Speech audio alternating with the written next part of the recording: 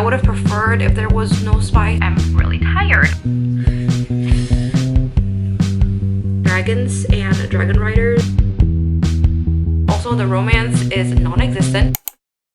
I am not entirely sure what this reading vlog is going to be, so I am coming in to you guys today a little bit lost. I haven't thought about what this vlog is going to be, but I am currently reading a book and I want to make a reading vlog today. And the book I'm reading is A Crown of the Gods by S.M. Geiger. This is the fourth book in the Shadows and Crowns series. There are 5 books in total, so I really want to get the series done, which is why I'm picking this up. And I am at page 336 of this book. I am more than halfway through, which I'm very happy about because I've read a lot yesterday. Today's actually a Tuesday. I was supposed to start this vlog yesterday, but yesterday was so busy. I just came back from my trip, and so I had a lot of things to do, and so I'm gonna start this on a Tuesday matter. But yeah, I'm currently reading this and I'm having fun so far. This whole series, in the first book, you're following Cassia, who is a mercenary. She does jobs in order to earn money to buy medicine for her mentor. One day she ends up getting caught while doing a job. She gets caught by the king of the kingdom that she's living in, and she's supposed to be killed because she's one of those people who survived the plague, the fading sickness. However, the king doesn't want to kill her, and instead he uses her to figure out how to fix this plague, and she ends up working with the captain of the guard called Alander to figure out why the sickness exists and how to get rid of it. And that plotline to me is literally just the tip of the iceberg. There are so many things going on with the book, and now we're at the 4th book, and it's just so complicated if I talk about this book. Obviously I'm going to spoil the whole series, but there are gods coming into play. There's a hierarchy with these gods, and the humans, some of them have magic, some don't have magic, and those who have magic are blessed by the gods. It's like such a complex web of things going on that I actually really enjoy the fantasy world. And I've been in a little slump last month, but I finally had the feeling of picking up a fantasy. I think it's because I've been reading so many romances. The past 10 books I've read were all romances, so I'm finally in a fantasy mood. I want to read this. I'm hoping to get this done today. I have like 280 pages left in this book, which is a lot, but actually it doesn't take that long to read 280 pages because the words are really big per page, and it's a really small book. That is the goal for today, to finish this book and hope to pick up another book. I really want to get through my July TBR, which I know we're only in the beginning of July, but I would love to get the whole TBR done before I start picking up other books. And right now in my TBR cart, I literally only have fantasy. I have like 1 romance and 1 lit fic, but other than that, every single book on there is fantasy. We'll see what's gonna happen with this reading vlog. It might be like a fantasy for a week type of reading vlog, but I'm gonna get to reading this and then I'll let you guys know how I feel about this book after I finish it. Right now I'm enjoying it so far, and this book is a lot spicier than the 3rd book, which I felt like the 3rd book didn't have that much spice. I think there were only like 2 scenes. That's it for my current update, and I will see you guys once I'm finished with this book.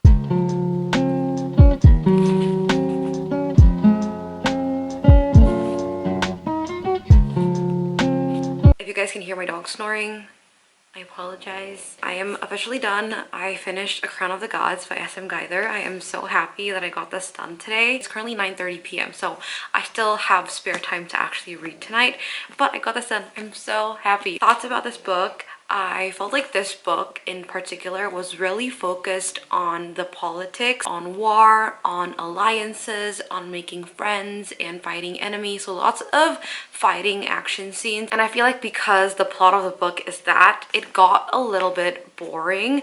I wouldn't say that it was unnecessary fillery plot, because I felt like the things that happened made sense. I did really like the ending. The thing about this series is that every single book, the ending is always epic, and there's always like a really big war slash fight scene, and then you get a revelation, like a little plot twist or something, and then the end is a semi cliffhanger and you want to hop into the next book. That's what these books do. A lot of the mistakes she made and her decisions, I liked seeing how she grows from this experience, and I think that it's a really good fantasy world.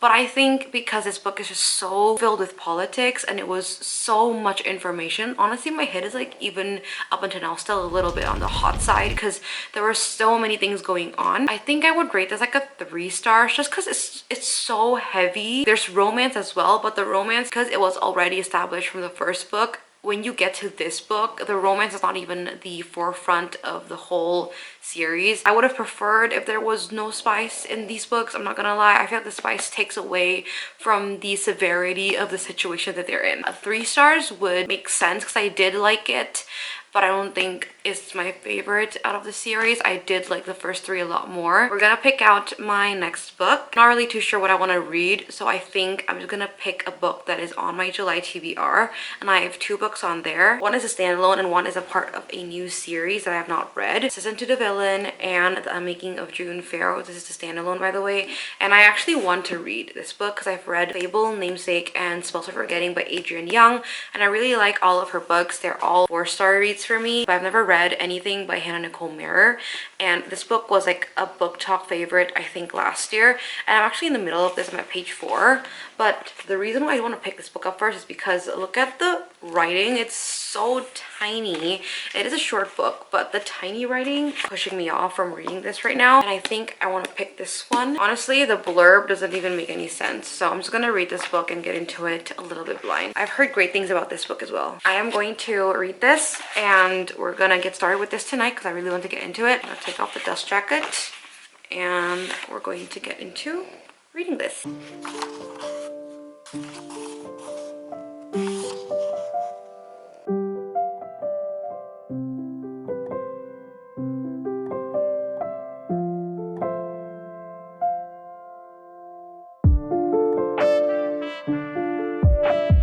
I'm looking like an egg, so I'm gonna make this quick. Reading The Unmaking of June Pharaoh. I didn't give an update yesterday at all because I actually didn't read it all yesterday. But I'm at page 76. And I am 1/4 of the way through this book. I'm having fun. I really like it. So the storyline of this is that you're following June Pharaoh. This family has a curse / an illness where all the Pharaoh women will die due to delusion / an illness in their mind, like a mental illness. And June's grandma recently passed away because of that, and also her mom went missing 34 years ago. She was dropped off into this town as a little baby. Her grandma raised her, and now June is having the same illness, having the same delusions and hallucinations, and no one knows what's going on, and June is determined to find out what is happening to her and also where her mom really is. And that is what we're following at The Unmaking of June Pharaoh. So I really like this book. I love the atmosphere. It's really creepy. The vibes are there. I really like it. I'm enjoying it. I love the writing. I love the tension and the mystery going on because you don't really know what's happening, and there are these tiny little evidences that are pointing to some certain thing happening, but we don't really know if that's going to be the thing that's causing the delusions or not. I don't know if this is fantasy or not. Feels like a magical realism book to me. Those are my thoughts about this so far. I am going to continue reading.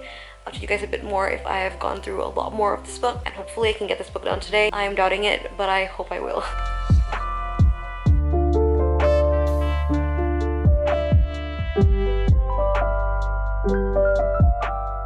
This morning when I wanted to give my little book update, I thought I was going to be done with this book, but apparently I'm not. And I have 100 pages left, less than 100 pages to the end of this book. And it's not that this book is like hard to read or anything. It's actually really easy to read. The writing is really fast paced and it's a really short book. Everything actually flows really well. I feel like she's really good with her setting, and that really makes it easy for me to imagine the whole storyline, which is also why I feel like the story flows really well, because I feel like I can really vividly imagine it in my head. Her descriptions are really good. It's really simple and it's not boring at all, and you just get to the point of how the story is supposed to be. And so I feel like her setting is done really well, which is why I am enjoying it so much. And the storyline gives lots of tension and lots of confusion, but she's doing this book such a good job considering how the topic is not something that I expected and probably a little bit difficult to describe. But I think this book is not really fantasy. I think it's more magical realism with a little bit of sci-fi elements, I would say. Everything that's happening seems out of pocket, but I don't know why she's able to write this so that it doesn't really make it super confusing. I'm having a fun time, but I am really tired. I think I'm gonna get my period soon or something. And yesterday I had a really early night in and I had lots of work to do before that. Today, however, I'm pretty sure I have nothing to do, or at least like not a lot of things to do. I want to sit down and just power through the last 100 pages. I'm hoping I can get it done in an hour. There's a really exciting murder mystery going on in this, so that is really pushing the book forward. And also it's really creepy. I had a really hard time sleeping yesterday because I was actually really creeped out. Hopefully there's gonna be a plot twist and I will be shocked. I'm really having a good time. This is so good if you're reading in the fall, and I will update you guys once I'm done with the book.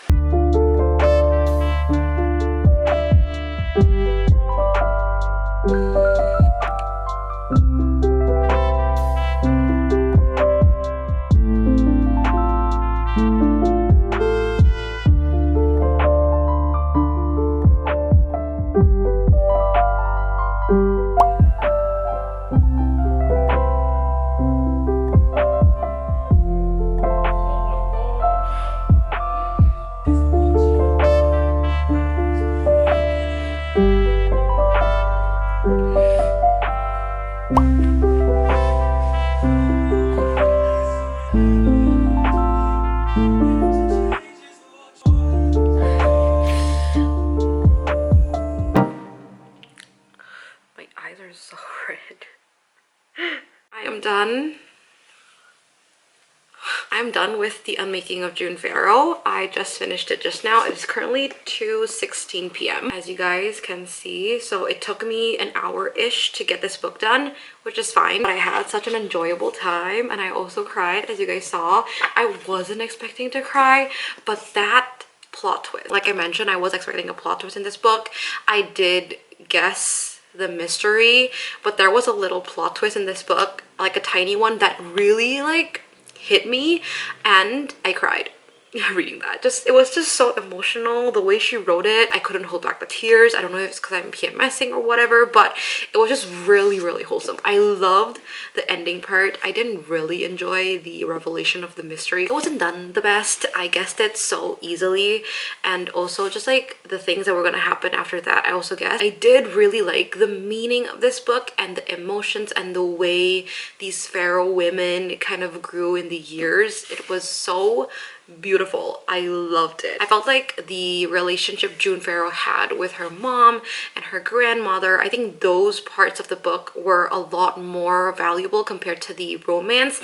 And there is romance, but it's really tiny. So if you want to go into this book, just know that the romance doesn't play a huge role, but you will enjoy this so much. It is so fun. The magical realism aspect of this book is a little bit difficult to understand, I have to admit, but I feel like it is explained as well as it could be. But it's a really interesting topic that a lot of books can't really do well. I feel like this book has done it pretty good, I would say, so I give props to it. This book will obviously be above a 4 stars, but I'm not really too sure how I'm gonna rate this. Obviously it made me cry, so I really want to give it a high rating because the emotions, like I'm still feeling it right now. I don't want to give it 5 stars because I feel like the murder mystery aspect of the book wasn't as interesting. It was very obvious. I love the characterization in this book. June Pharaoh, she is such a complex and intricate person, and I really liked her characterization in this book.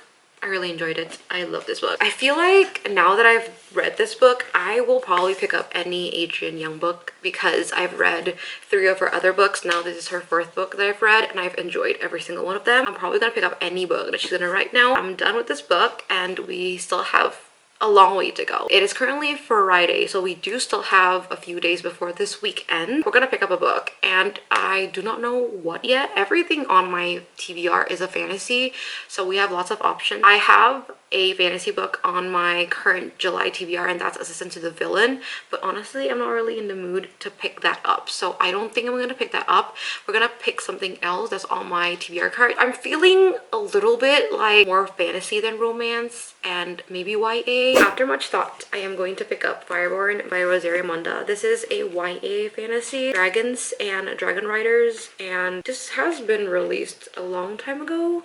This was released in 2019, so it's been out for a long time, but I've just recently heard great things about this book. I do want to pick it up because if I do like this book, I do want to get the second and third book of this trilogy. It's all completed and I need to get it overseas, so I am going to go overseas next month and I want to read this and see if I will like the whole trilogy. So that's what I am planning on doing. What I know about this is that you're following two characters, Annie and Lee, and I think Annie's are FMC and Lee's are MMC. Basically, they're dragon riders. They're really good at what they do. They're the top of the class, I would say. I'm not too sure the conflict that occurs in this book because it's not too clear from the synopsis at the back. I've been wanting to pick it up, but I've been a little bit scared, and now I feel like I have the capacity to read a fantasy book. Well, let's get started with Fireborne. Hello, it is the next day, the next morning, and I am here to give a reading update of Fireborne before I leave for the day because today's a Saturday. And Saturdays for me are errands running day, meeting friends day, so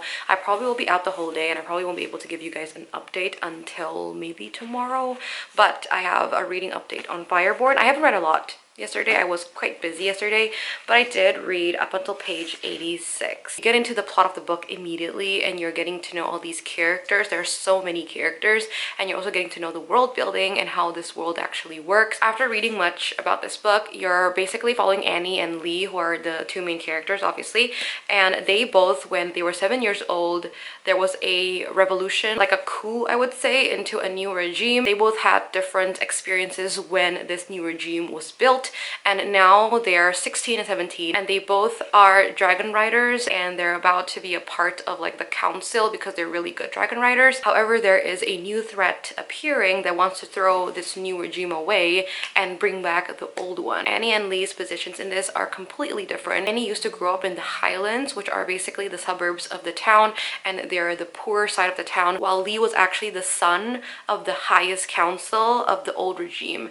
And so him surviving this whole revolution was actually an accident, and you follow these two main characters as they go through this turmoil, as they figure out who they should trust. And it is so interesting to see these young adults kind of figure out their life in this situation, because even though we're in the new regime, there is still a hierarchy, there is still lots of poverty and also a class system. I'm gonna bring this book around today in hopes that I'll be able to at least get through half of this book. That is my goal, and maybe I will be able to give an update tonight, but I'm pretty sure it's gonna be tomorrow. I will see you guys tomorrow, hopefully with a good update.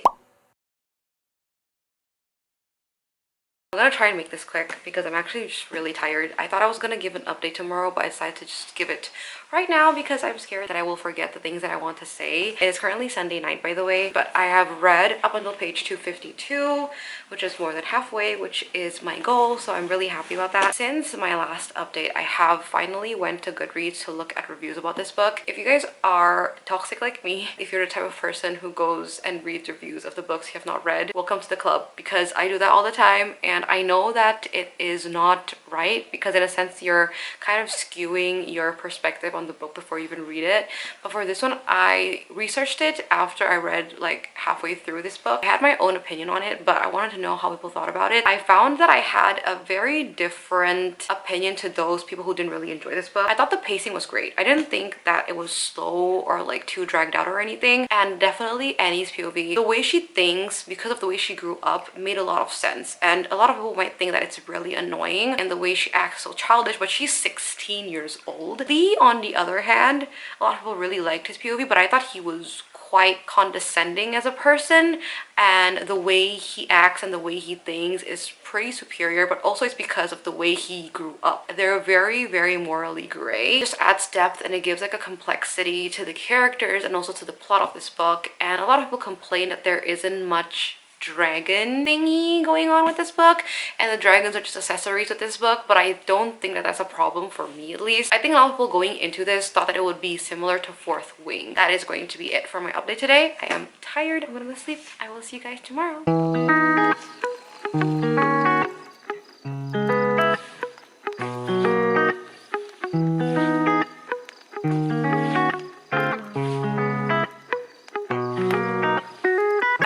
end up finishing my read of Fireborne by Rosaria Amanda, and also I am going to be ending the reading vlog here because it's officially Monday and I did start reading this really late today. I think like 3 p.m. It's currently 5:30, so I just finished reading this and I am so happy with this book because I did have a really good time reading this and I really had fun with the plot, especially the ending. It was really good. I thought the pacing was great. I didn't think that the story was really boring in any part of the book, and I thought the main characters were done really well. They were all morally gray, but I really liked seeing the conflict they had in regards to their choices. I guess a con I didn't really enjoy about this book is that I felt like there wasn't a very big like climactic point in the book, and there wasn't even any plot twist or anything. Like there wasn't a part of the book where I had to second guess what the characters were going through. It just felt like the plot was pretty flat, and I feel like maybe it's because it's the first book of a trilogy, that's why it's like a little bit flat. Also, the romance is non-existent in this book, and this book didn't really have much dragon lingo going on. It just focused on the dragon riders, the characters, and not much about the dragons themselves. I'm gonna pick up the second book for sure. I am going to go and buy them. If you guys like dragons and you guys like YA, I do highly recommend this book. But if you're looking for like a romance heavy fantasy world, this is not it. There's barely any romance in this. I'm gonna close off this reading vlog. As you guys saw in this whole reading vlog, I read A Crown of the Gods by S.M. Geiler first, and then The Unmaking of June Pharaoh by Adrienne Young next.